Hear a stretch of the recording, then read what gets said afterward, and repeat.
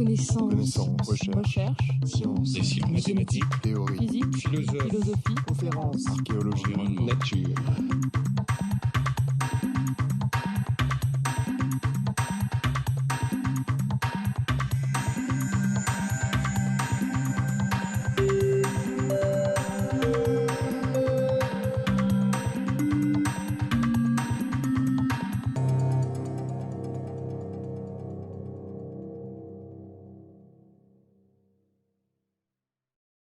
Bien, mesdames, messieurs, monsieur le sénateur, monsieur le professeur au Collège de France, mesdames, messieurs les responsables des organisations scientifiques, c'est d'abord un très grand plaisir que je vais co-présider cette table ronde avec le professeur Yvon Lemao.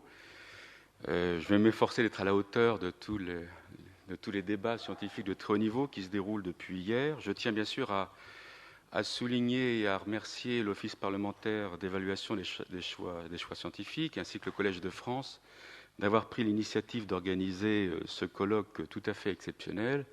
J'ai aussi une pensée pour vous, monsieur le sénateur, qui est un des rares sénateurs de la République à bien connaître nos territoires, à s'y intéresser, à y être allé, non seulement en Terre Adélie, mais à Concordia, donc la base franco-italienne du DOMC. Et non seulement d'y être allé, mais d'être revenu par le RAID et d'avoir conduit vous-même pendant une 8aine de jours les grands engins logistiques mis au point par l'IPEV et qui amènent hommes et matériel sur cette base. Et pour avoir, avec Yves Reynaud, le directeur adjoint de l'IPEV, être allé en Terre Adélie au mois de février, les personnes qui font ce raid se souviennent très bien de votre présence. Ne pensez pas qu'un sénateur était capable de conduire un énorme bulldozer, de pouvoir mettre les mains dans le cambouis pour tous les soirs inspecter l'état de la machine. Et c'est un petit peu ça aussi, la recherche, car on l'oublie un peu trop souvent. Il faut bien sûr des laboratoires et des scientifiques de renom, et Dieu sait si notre pays en est régulièrement pourvu. Mais il faut assurer aussi derrière l'intendance, si j'ose dire, la logistique. Et donc merci, monsieur le sénateur, pour l'intérêt et l'implication personnelle que vous avez sur l'ensemble de ces questions. Je me présente Roland Mouchel-Blaiseau, je suis le préfet administrateur supérieur des terres australes et antarctiques françaises.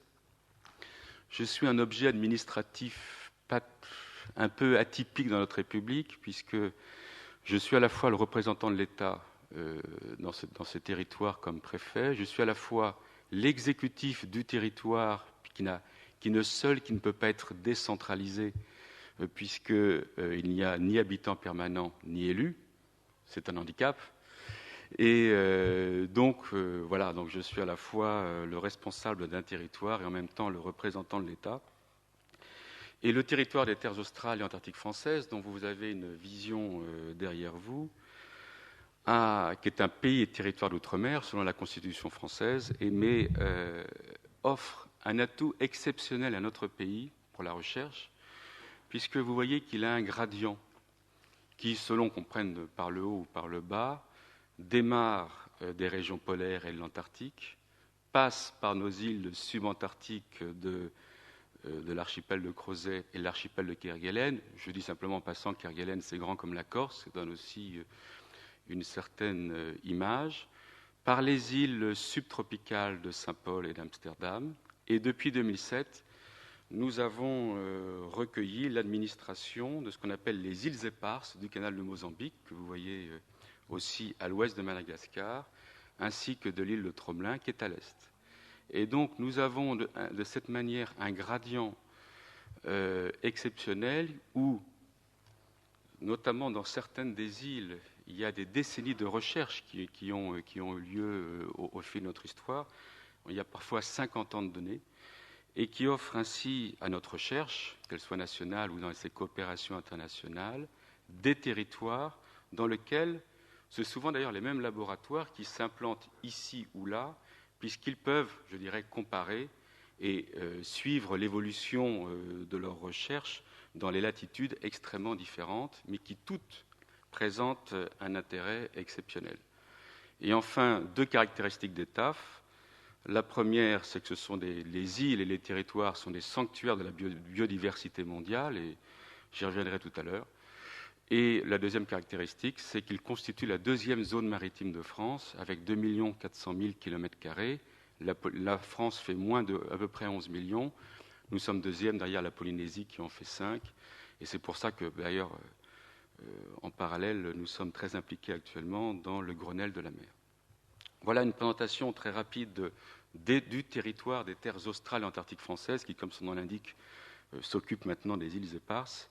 Mais il y a vraiment un lien entre tous ces territoires, puisque ce sont des territoires voués à la biodiversité et voués à la recherche. Je voudrais souligner un point que les scientifiques connaissent bien, mais parfois qu'on ne met peut-être pas assez en valeur, puisque c'est vrai qu'ils ont moins de caractère extraordinaire ou romantique, c'est la logistique et l'accès de ces îles. Toutes ces îles, tous ces territoires, et pour ceux qui ont eu la chance d'y aller le savent bien, sont très lointains, entre 3 000 et 5 000, 6 000 kilomètres. Ils ne peuvent s'accéder pour la plupart qu'en navire, et pour certains d'entre eux, je pense à la Terre Adélie, la croisière n'est pas une croisière extrêmement agréable. Comme quoi la Terre Adélie se mérite aussi en quelque sorte. Mais que toute la logistique qu'il faut mettre en œuvre, qu'elle soit celle des TAF, qu'elle soit celle de l'IPEF, dont je salue M. Gérard Jugy, qui est une logistique extrêmement compliquée. Ce sont des mers extrêmes, ce sont des terres extrêmes, et vraiment un effort considérable de la puissance publique, qu'elle soit issue bien sûr des TAF ou de l'IPEF, et qui sont vraiment au service de l'accès à ces territoires, parce que pour y mener de la recherche, il faut pouvoir y accéder. Et donc c'est à la fois, bien sûr, les navires, ce sont les bases elles-mêmes, ce sont les transmissions, ce sont les médecins, ce sont toute la logistique en général, l'intendance. Et je suis heureux que, par exemple, pour prendre quelques exemples, qu'avec l'IPEV, nous allons soutenir le projet de rénovation de la base du Mont d'Urville, construite dans les années 60, mais qui méritait, même si le climat de l'Antarctique conserve parfaitement les choses, elle méritait d'être mise en norme, mais aussi d'apporter de meilleures conditions de travail et de confort pour ceux qui hivernent ou ceux qui y séjournent, et ensuite, et qu'elle soit également aux normes environnementales d'aujourd'hui. Donc l'État fait aussi le gouvernement, dans le cadre du plan de relance, vont soutenir ce projet de rénovation de la base des DU que l'IPEV va entreprendre dès cette année et sur plusieurs années. Les bateaux, et vous savez qu'y compris les scientifiques dans la salle savent très bien que la gestion des bateaux est un full-time job, quelque chose d'extrêmement compliqué, d'extrêmement complexe, pas très bon marché, il faut dire les choses comme elles sont. Donc c'est le Marion Dufresne qui fait la tournée des îles australes et qui, le reste de l'année, est utilisé par l'Institut polaire pour faire des campagnes dans l'océan océanographique dans le monde entier, principalement dans cette zone, mais aussi dans le monde entier. C'est l'Astrolabe que nous coaffrétons, TAF-IPEV, pour desservir la Terre Adélie, et ceux qui ont eu la chance de prendre ce bateau, je pense, en conservent en tout cas une très forte mémoire. C'est une bonne nouvelle, je pense, pour la communauté scientifique, que les efforts conjugués de l'IPEV et des TAF ont permis de remettre à flot un navire qui s'appelait la Curieuse, qui était avant à Kerguelen, et qui était parce qu'une fois que vous êtes dans notre base principale à Kerguelen, c'est grand comme la Corse, vous ne pouvez rien faire, vous n'avez pas de moyens pour vous déplacer. Il n'y a bien sûr pas de piste d'avion ni de piste pour les autos, et donc le bateau est le seul moyen d'emmener des équipes scientifiques pour aller ici ou là faire des prélèvements, faire des recherches, faire des campements, etc., etc. Depuis quelques années, pour des raisons financières, ce bateau avait été désarmé. Nous avons pu trouver un accord avec un repreneur pour qu'il soit réarmé et réaffecté pour la saison d'été australe à Kerguelen. Et je crois que ce sera de nature à relancer un certain nombre de programmes scientifiques qui, faute de moyens nautiques, avaient dû s'interrompre ou être suspendus. Mais voilà ce que je souhaitais dire sur l'ensemble des choses logistiques, en appelant l'intention de dire que l'accès à ces territoires ne va pas de soi. Il ne suffit pas de claquer dans les doigts, on n'est pas dans le yaka faucon, c'est tous les jours un défi que nous devons renouveler, y compris parfois il y a certains dangers, je ne veux pas dramatiser, mais on n'a pas de port. Donc les débarquements se passent soit par hélicoptère, soit par des moyens nautiques dans des mers qui ne sont pas toujours très accueillantes. Et que donc c'est à chaque fois une petite expédition, même si les moyens d'aujourd'hui ne sont pas aussi inconfortables que ceux qui existaient auparavant. Et donc c'est un défi qu'avec nos collègues de l'IPEV, nous essayons, au profit de la communauté scientifique, de résoudre chaque jour. Le troisième flash, et ce sera mon dernier que je souhaitais dire sur les TAF en introduction, c'est que nous sommes très engagés, et je sais que le ministère de l'écologie et M. Borloo-Miseta, qui nous fera l'honneur de conclure cette table ronde cet après-midi, est bien sûr très sensible. Dans le cadre de notre plan d'action biodiversité, nous sommes très engagés pour maintenir et restaurer la biodiversité sur ces îles qui sont, je me permets de les appeler comme cela, des sentinelles de la biodiversité mondiale, quelle que soit leur latitude.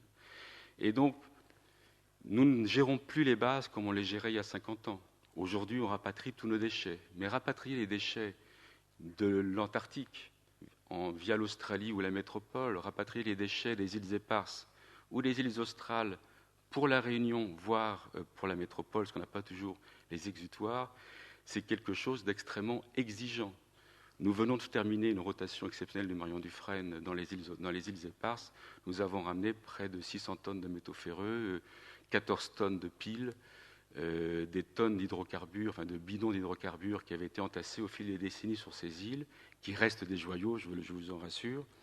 Mais au-delà de l'aspect nettoyage et gestion de nos déchets, et il ne suffit pas à nous de mettre un tri sélectif au fond du jardin, c'est naturellement toutes les actions proactives que nous menons avec le très fort soutien du MEDAD d'ailleurs, pour maintenir la biodiversité, restaurer les espèces menacées comme l'albatros d'Amsterdam ou d'autres espèces, le bois de Filica aussi à Amsterdam, lutter contre les espèces invasives amenées volontairement ou involontairement par l'homme.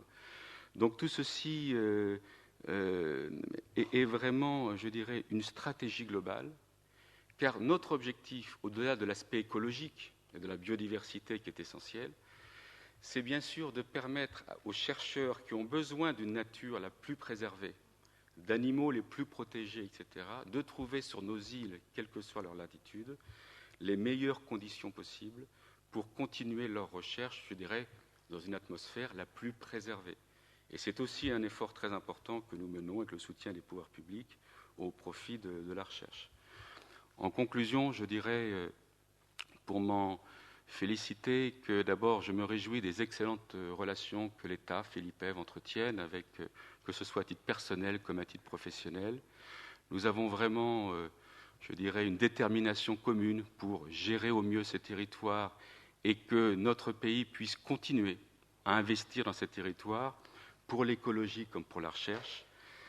Je me félicite aussi du soutien très important que l'IPEV apporte pour l'organisation de la recherche dans les îles éparses.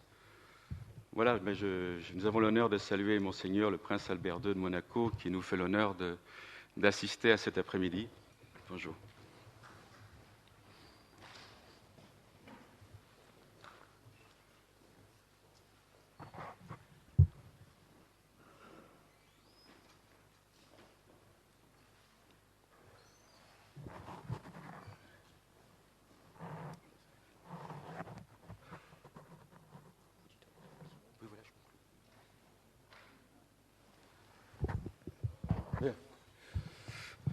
Monseigneur, je vous souhaite officiellement la bienvenue en vous remerciant de votre présence pour nos travaux et de l'honneur que vous nous faites aussi. Et je m'engage auprès de vous à ce que nous respections bien l'horaire, puisque votre intervention est prévue à 17h.